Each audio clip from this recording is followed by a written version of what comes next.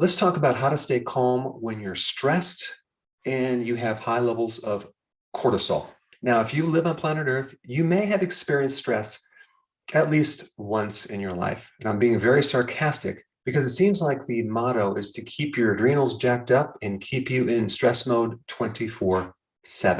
And anytime you're trying to solve a problem, it's vital to understand the problem a little bit more. So we're going to do a deep dive into the main hormones that regulate stress. And those two hormones are both cortisol and adrenaline.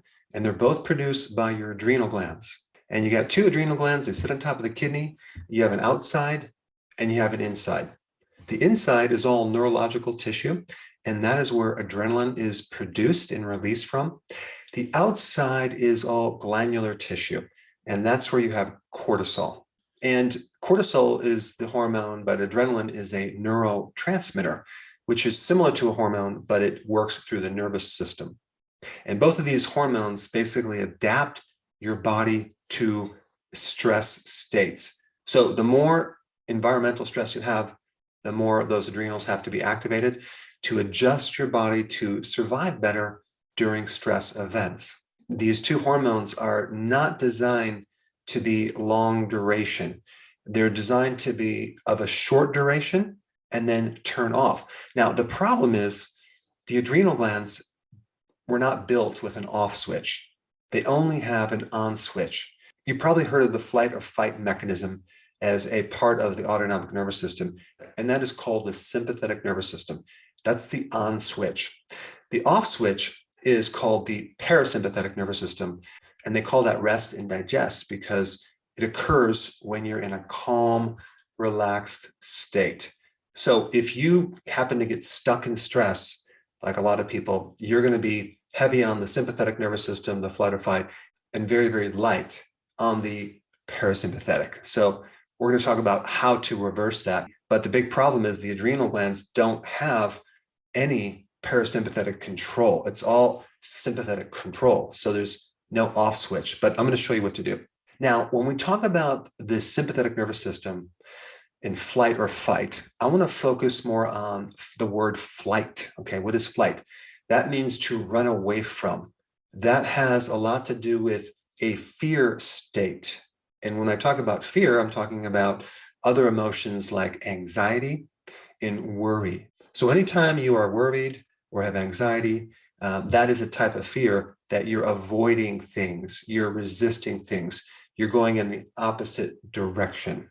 But stress in general is a very necessary thing for survival. It causes our body to adapt and become stronger. So we don't want to not experience any stress, but it's the overwhelming stress that gets us, and it's also the long-term chronic stress that causes our body to get stuck in stress to the point where now we can't turn it off. So a lot of different parts of our body tend to get stuck in stress, and I'm going to talk about the effects of that.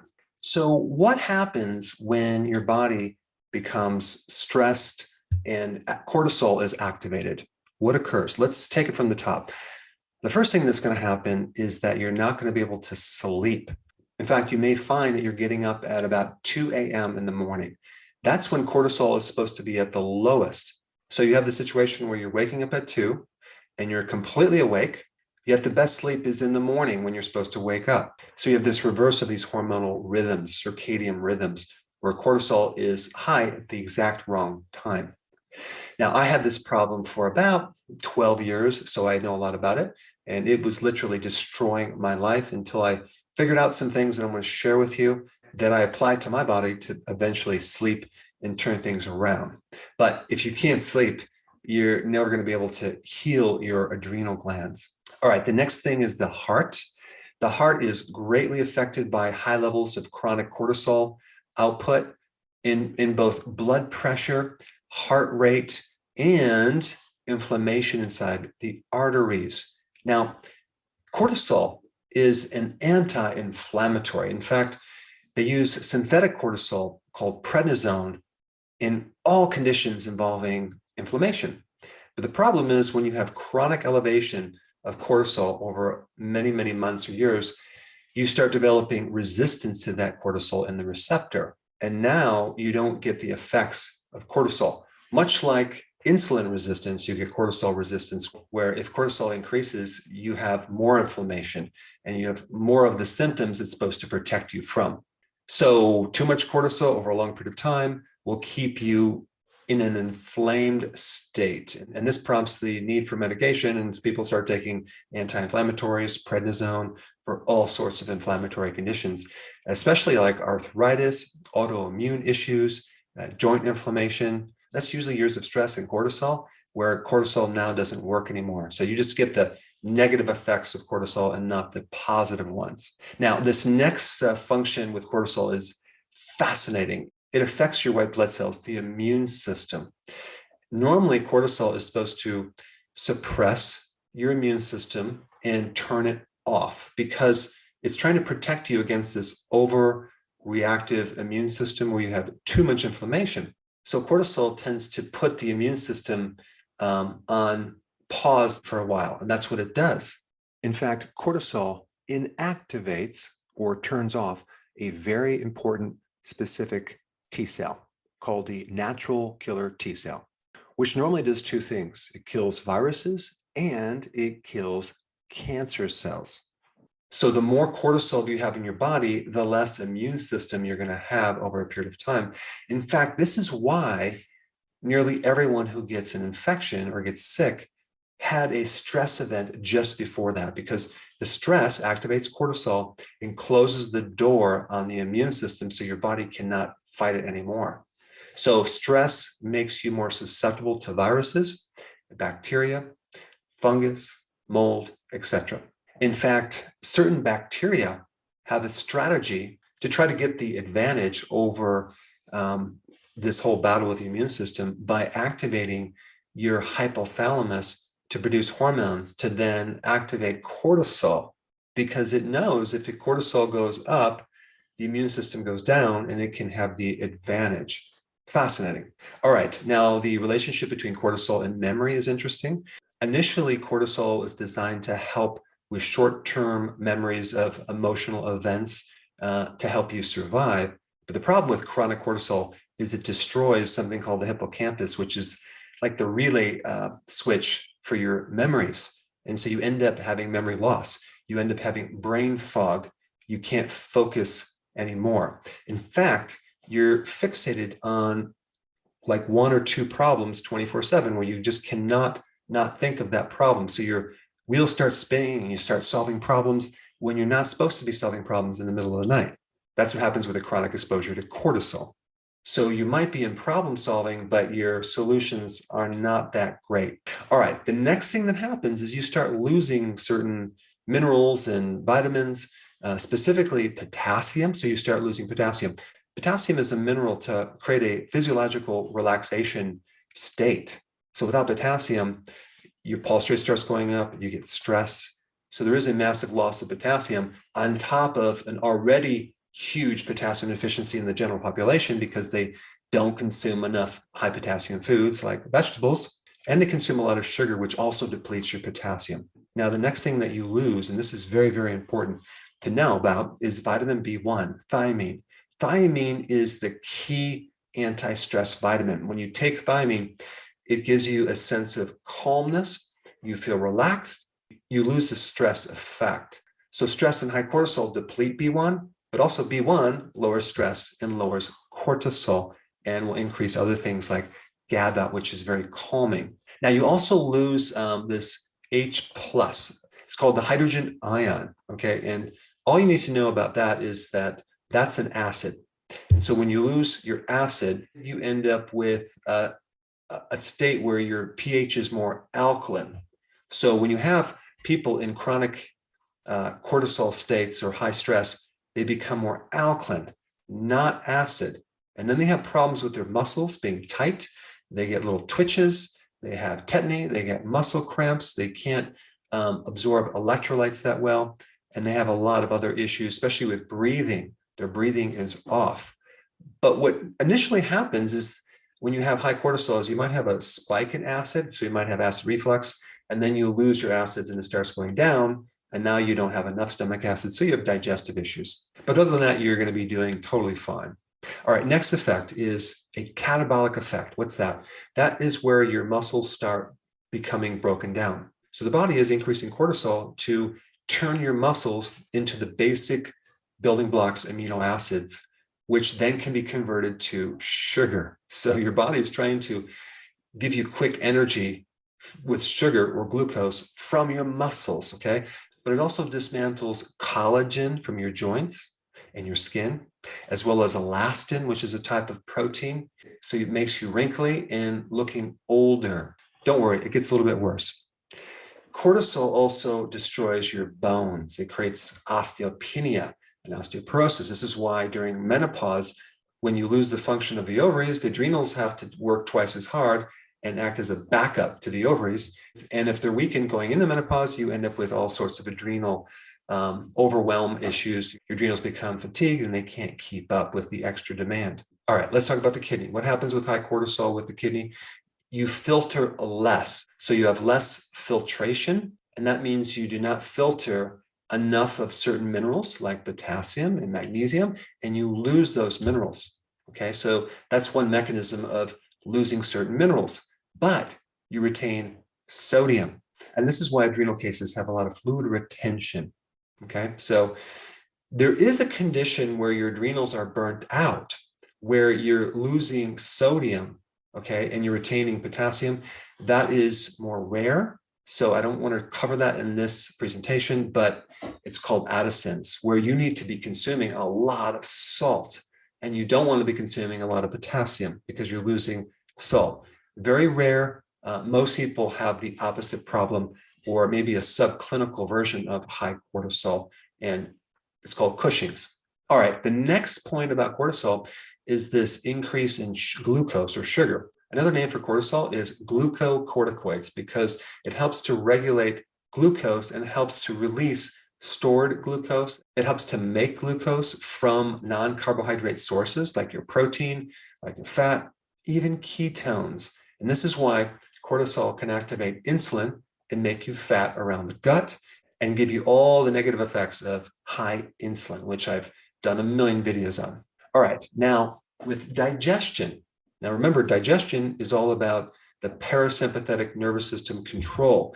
So that's rest and digest. That's the off switch. So you're going to digest when you have the least amount of stress. When you have high levels of cortisol, digestion becomes inactive and sluggish, and you have all sorts of issues with digestion and bloating, and you can also develop ulcers. So you need low stress, low cortisol to be able to digest and absorb nutrients. Now, I already mentioned belly fat in relationship to cortisol, but that comes from high insulin because the cortisol is just turning everything into sugar and releasing a lot of unnecessary sugar for this quick energy. All right, low vitamin D occurs with high cortisol. What's interesting about vitamin D is that it can act like cortisol, but without the side effects. Vitamin D is a very powerful anti-inflammatory. It's very, very important in the immune system. It actually helps to suppress the immune system, but it doesn't turn it off. It helps to enhance the immune system, and it can help to minimize or curb the inflammation or situations where you have the cytokine storm, where you have too much inflammation. All right, so as you can see, high levels of cortisol over a period of time is very, very bad. All right, enough of the bad news. Let's talk about the good news. What can we do about it? How can we lower cortisol? How can we remain calm despite this stressful environment? Okay. The first thing to do, and I think this is very important, I've done an individual video on this, is to balance all this mental stress, which our body has not adapted to yet. Our bodies are not designed to deal with the amount of mental stress that we go through, but to balance out this mental stress with physical stress or physical work, to do physical work around the house, but it might be better to do it outside, do it in nature, very therapeutic to get rid of mental stress, to do physical work. Physical work is going to get your mind off the stress. It's going to get more blood flow. It's going to make you get tired and help you sleep. Mental stress might make you tired, but it doesn't help you sleep. So more physical work is very, very important, if not the most important thing. And you can also do exercise, which is more organized type physical activity, but physical work is a little bit better, but both would be a good thing. All right, number 2, you want to stay in action. You want to stay moving, because when you're in a state of worry, when you're in a state of anxiety, when you're in a state of fear, your body is kind of paralyzed. You pretty much are not doing much. You're withdrawing. You're not in action. And that's just going to keep the stress there. The more you're in action, doing things, the less stressed you're going to be. All right, number 3, like I said before, vitamin B1, thiamine, is the most important vitamin with stress. If you haven't taken B1 when you're stressed, you won't appreciate the significance or the impact that that can create. I will usually take nutritional yeast. I take them in a tablet when I'm stressed, and it's just like a switch. It just, within minutes, I just feel calm. I feel good. I can cope with stress. If you haven't tried that, that is definitely something you need to have as your go-to. All right, the next 2 minerals that are very important in stress is magnesium and potassium. And guess what? They're both found in these things called vegetables, okay? So having a big salad every single day is very important in keeping the minerals high so you can actually counter stress, as compared to just having protein, which can just kind of keep you wired, and protein doesn't have enough potassium and magnesium. And then on top of that, if you're adding carbs, not a good situation. Carbohydrates actually keep you in that sympathetic flight or fight mode. Now, vitamin D is also a necessary key vitamin to lower your stress and increase your mood. You're going to feel much better when you have vitamin D. There are so many people that are depressed, and they're kind of in this paralyzed mode, and they don't know that it's coming from their vitamin D. And vitamin D can actually help to act like cortisol, but without the side effects. So it can help get rid of inflammation and also fulfill a lot of other functions with your immune system, et cetera, et cetera. The next thing, number 4, is to get on the healthy version of keto as well as intermittent fasting. Both of those actions will increase the opposite of the sympathetics, the parasympathetic control of your nervous system. They're going to make you calm. You're going to feel better. You're going to have more cognitive function.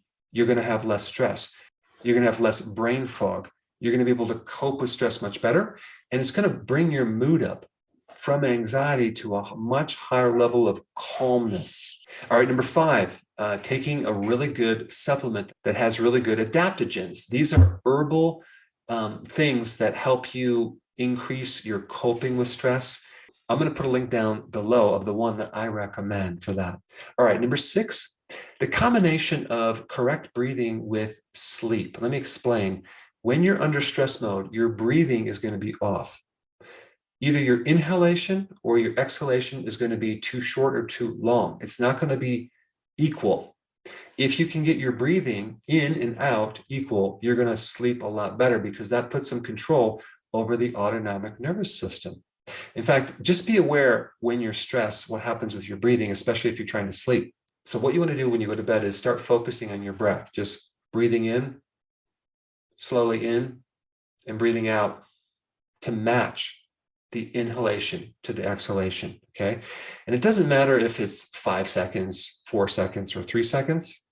Just start focusing on balancing those 2 things, and you're going to find your sleep is going to be much better. And in addition to that, there are a lot of things that I want to tell you about sleep in this video, but I'll share it with you in the next video.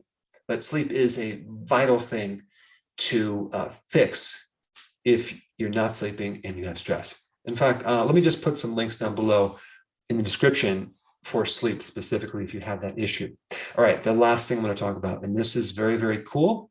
It's a stress extraction technique that I developed, and I will teach you this technique. It's very simple to do on yourself, but it is something that I came up with after years of practice that I would do on my patients and myself, and it can create some serious stress relief. And I want to show you how to do it. So I created this video, and you just need to click on it right now and check it out.